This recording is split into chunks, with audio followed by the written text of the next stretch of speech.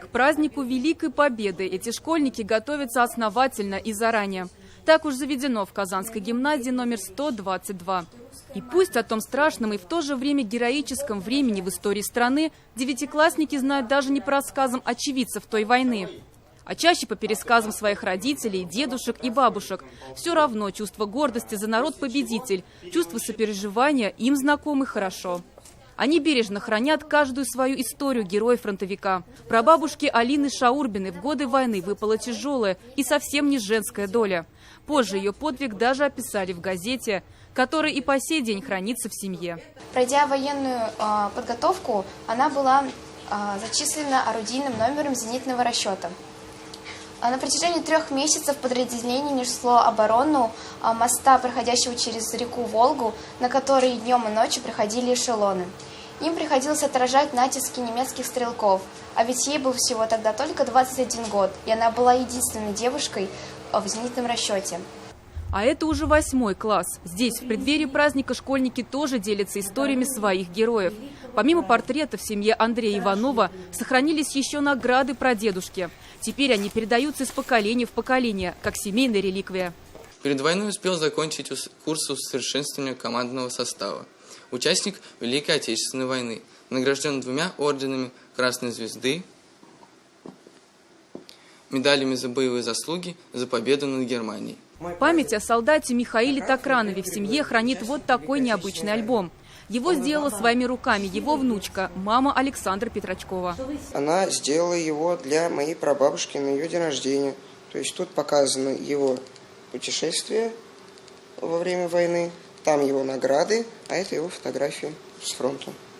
Вот так вот. Подвиг лейтенанта Дмитрия Супруна отразился в стихотворении его правнука.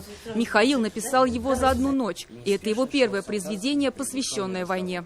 Вдруг во тьме над головою засвистал, пройдя в облет, подлый вражеский стервятник, смертоносный самолет. Все повскакивали мигом. Вот еще один, еще! В землю вгрызлись вражьи пули. Братцы, мост не защищен! Но смекнул, не растерялся, и сквозь дым пороховой лейтенант воскликнул зычно: «Батарея! Взвод! Огонь!»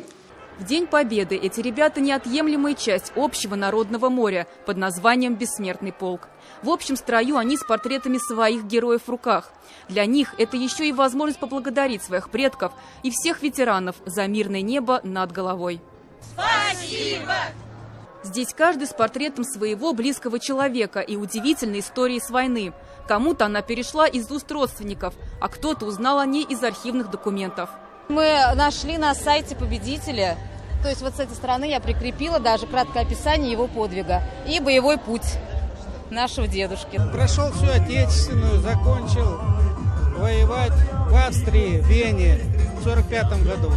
А потом еще 2 года, вплоть до демобилизации до 1947 года, участвовал в ликвидации оставшихся фашистских команд, зондеркоманд, которые против наших еще воевали в то время.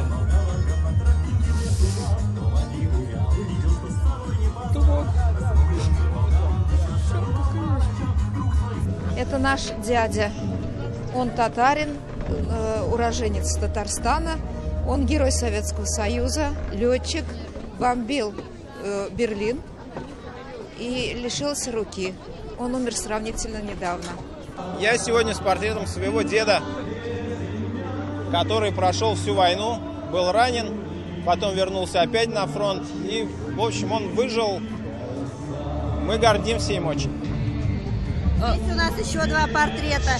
Это наша бабушка Силю Зинаида Васильевна и дедушка Силю Эли Сергеевич. Они тоже прошли вместе всю войну и умерли в 90 лет. Земля засыпала, рука только торчала. Друг его спас его. После этого в госпитале в Сызрани лежал 6 месяцев в 1942 году. Оттуда домой пришел пешком в Теремчанский район. Связанные одной целью, в этот день абсолютно незнакомые друг другу люди становятся немного ближе, проходя с портретами героев своей семьи в руках. Они как будто бы встают на места тех солдат, которые когда-то ушли на фронт. У каждого своя история, своя судьба.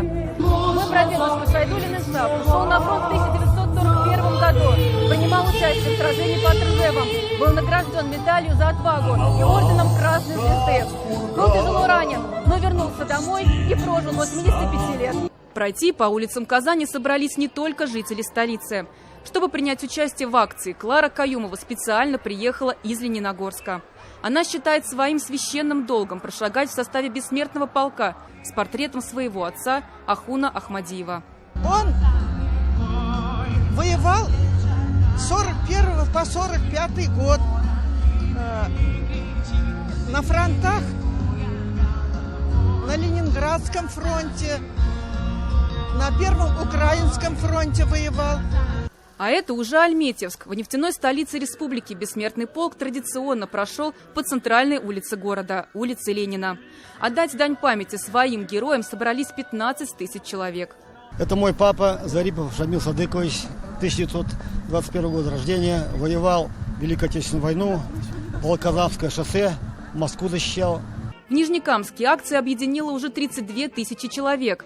Всех от мала до велика. Отдельной колонной прошли работники градообразующего предприятия «Нижнекамск-нефтехим». С фотографиями родных и близких от военкомата до площади прошел марш в Буинске. У Ляли Галиевой в руках два портрета – отца и свекра. Папа Галиев Кашаф Тауфикович в 1943 году ушел на фронт, воевал на японском фронте с японскими интервентами. По проспекту Хасана Туфана в сторону городского Майдана. Это маршрут бессмертной колонны в Набережных Челнах. А таким бессмертный полк запомнится жителям Актаныша. К акции присоединились и села.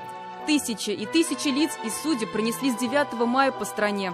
И сколько бы ни пытались стереть память о них, переписать историю, они живы, пока их помнит молодое поколение.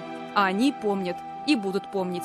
Мне кажется порою, что солдат с кровавых не пришедшие полей не в землю нашу полегли когда-то, а превратились в белых журавлей. Зарина Ахметова, Роман Безменов, Андрей Мохов. 7 дней.